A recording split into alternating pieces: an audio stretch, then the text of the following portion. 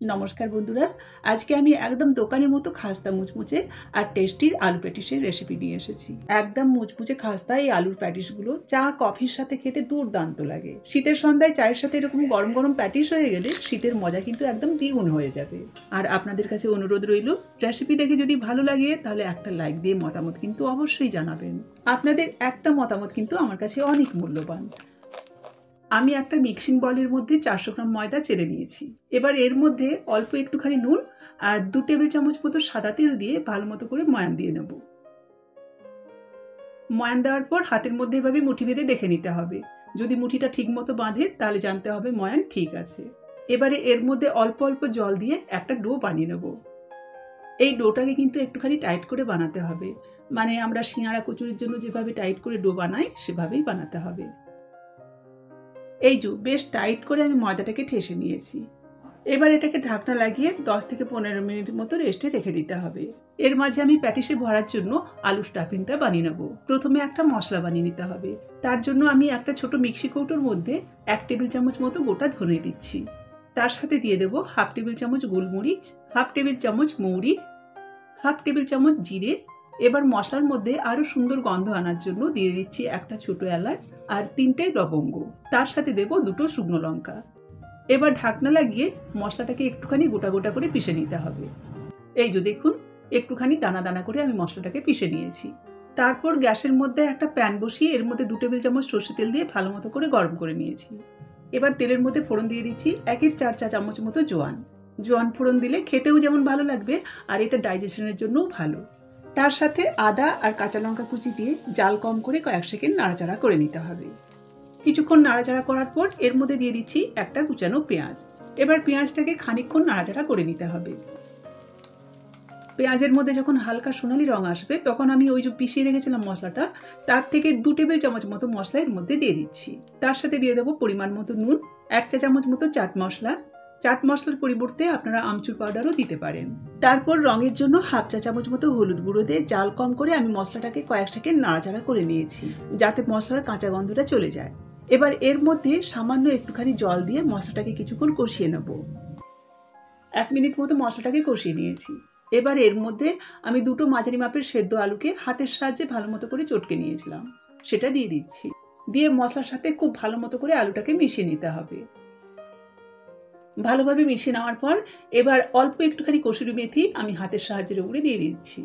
কসুরি মেথি দিলে প্যাটিসের স্টাফিংটার গন্ধ খুব সুন্দর হয়, তবে আপনারা চাইলে দেবেন, না চাইলে দেবেন না। এবার সব শেষে এর মধ্যে বেশ খানিকটা ধনেপাতা কুচি দিয়ে নাড়াচাড়া করেই আলু স্টাফিংটাকে নামিয়ে নিতে হবে।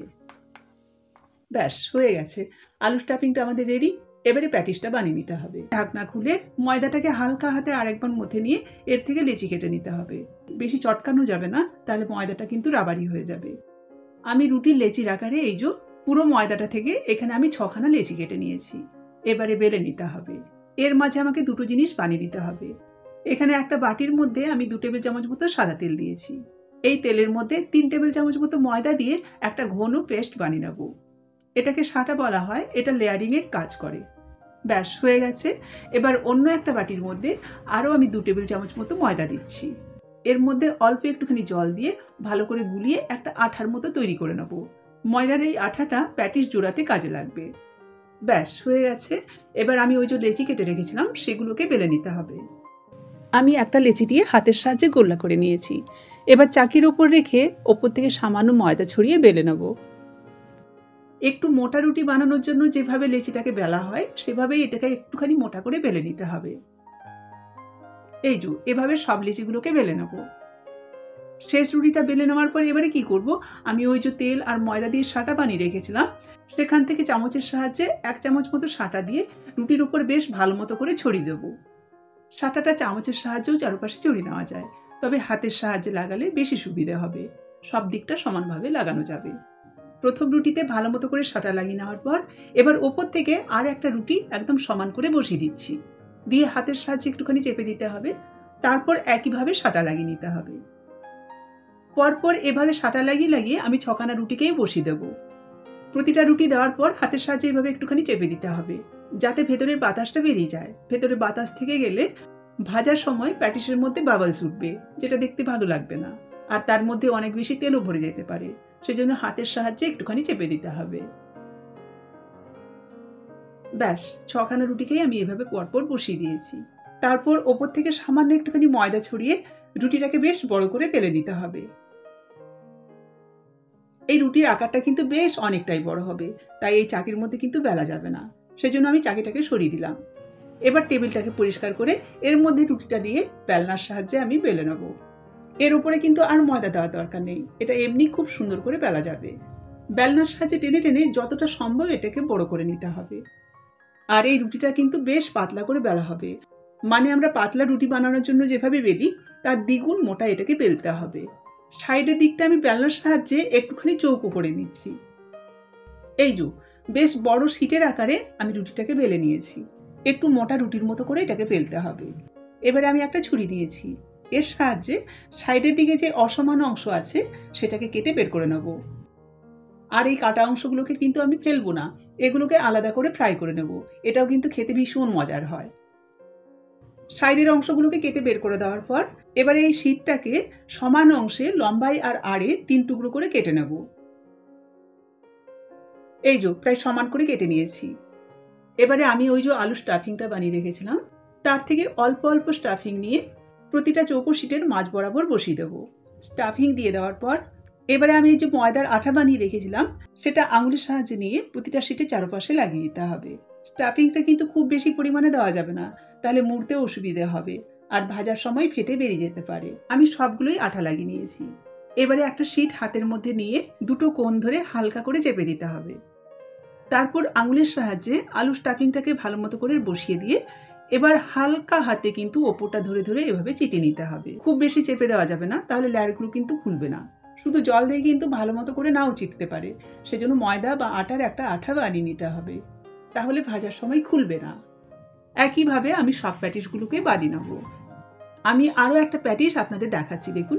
এটাকে কিন্তু খুব বেশি এভাবে চেপে দেবেন না, 2 আঙুলের সাহায্যে আলতো আলতো করে চাপতে হবে। এবার ঘুরিয়ে উল্টো দিকটাকেও এভাবে আঙুলের সাহায্যে হালকা করে চেপে দিতে হবে। ব্যাস হয়ে গেছে। এই যে সব প্যাটিসকে আমি এইভাবে বানিয়ে নিয়েছি। এবারে ভেজে নেব। আচ্ছা, প্যাটিস কিন্তু খুব বেশি গরম তেলে দেওয়া যাবে না, এটা ঠান্ডা তেলেই দিতে হবে। কিন্তু আমি তেলটাকে ভালো মতো করে গরম করে নিয়েছি, কারণ ঠান্ডা তেলে প্যাটিস দিলে তেল বেশি শুষে নিতে পারে আর তেলের একটা কাঁচা গন্ধও থাকে। সেজন্য আমি তেলকে খুব ভালো মতো করে গরম করে নিয়ে এবারে গ্যাস বন্ধ করে কিছুটা ঠান্ডা করে নেব। তেল ঠান্ডা হতে এখন কিছুটা সময় লাগবে, সেজন্য এখন আমি কি করব, ওই যে বাড়তি অংশগুলো কেটে বের করে রেখেছিলাম সেগুলোই তেলের মধ্যে দিয়ে ভেজে নিচ্ছি। এতে এগুলো বেশ ভালো মতো করে ভাজাও হবে আর তেলটাও ঠান্ডা হয়ে আসবে।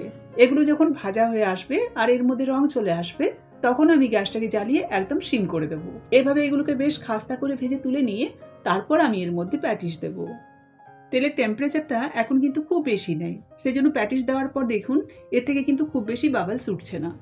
আমি 3টে প্যাটিস একসাথে দিয়ে দিলাম, দিয়ে হাতার সাহায্যে প্যাটিসগুলো একটুখানি সরিয়ে সরিয়ে আমি জায়গা করে দিচ্ছি, যাতে এগুলো ফুলার জন্য জায়গা পায়। এভাবে এটাকে সিমে কিছুক্ষণ ছেড়ে দিতে হবে। কিছুক্ষণ পর দেখবেন প্যাটিসের লেয়ারগুলো খুলতে শুরু করেছে আর এটা উপর দিকে ভেসে উঠছে, তখন হাতার সাহায্যে এগুলোকে পাল্টে নিতে হবে। পাল্টে নিয়ে উল্টো পিঠটাকেও একইভাবে ফ্রাই করে নেব। জাল একইভাবে কম রাখতে হবে, নাহলে ওপরের লেয়ারগুলো খাস্তা করে ভাজা হয়ে যাবে আর ভেতরের লেয়ারগুলো কিন্তু কাঁচা থেকে যাবে। এবারে দেখুন বন্ধুরা, প্যাটিসগুলো কিন্তু খুব সুন্দর করে ভাজা হয়েছে। আর আপনাদের দেখাচ্ছি, দেখুন এই যে কতগুলো লেয়ার এর মধ্যে খুলেছে। এবার ভালো মতো করে তেল ঝরিয়ে তুলে নিতে হবে। আমি ওই থালার মধ্যে একটা কাগজ বিছিয়ে তুলে নিচ্ছি, যাতে এর মধ্যেকার এক্সট্রা তেলটা বেরিয়ে যায়। প্রতিটা ব্যাচে আমি 3টে করে প্যাটিস দিয়ে ভাজছি, যাতে একটুখানি জায়গা থাকে প্যাটিসগুলো ভালো মতো করে ফুলতে পারে। প্রতিটা প্যাটিসের লেয়ার কিন্তু খুব সুন্দর করে খুলছে। এই যে, আর জালটাকে কিন্তু একদম ঠিকঠাক রাখতে হবে, তাহলেই দোকানের মতো মুচমুচে খাস্তা প্যাটিস বাড়িতে বানিয়ে নেওয়া যাবে। এর দুপিঠ যখন ভেতর থেকে শাঁকা হয়ে যাবে তখন জালকে একটুখানি বাড়িয়ে সোনালি করে ভেজে তুলে নিতে হবে। এই যে এভাবে আমি সব প্যাটিসগুলোকেই ভেজে নিয়েছি। এবারে আমি আপনাদের দেখাচ্ছি, দেখুন এটা কতটা মুচমুচে খাস্তা হয়েছে। এই যে আওয়াজটা শুনে নিশ্চয়ই বুঝতে পাচ্ছেন, ভেতর অবধি একদম ভালো মতো করে শাঁকা হয়েছে। একদম গরম গরম ভেজে টমেটো সসের সাথে খেতে কিন্তু ভীষণ মজার হবে। আপনারা বাড়িতে ট্রাই করুন, আশা করি ভিডিওটা আপনাদের ভালো লাগবে। যদি ভালো লাগে একটা লাইক দিয়ে আপনাদের মতামত জানাবেন। সাথে নতুন বন্ধুদের কাছে অনুরোধ, এ ধরনের আরও ভিডিও পাওয়ার জন্য আপনারা চ্যানেলটাকে সাবস্ক্রাইব করে আমার পাশে থাকবেন।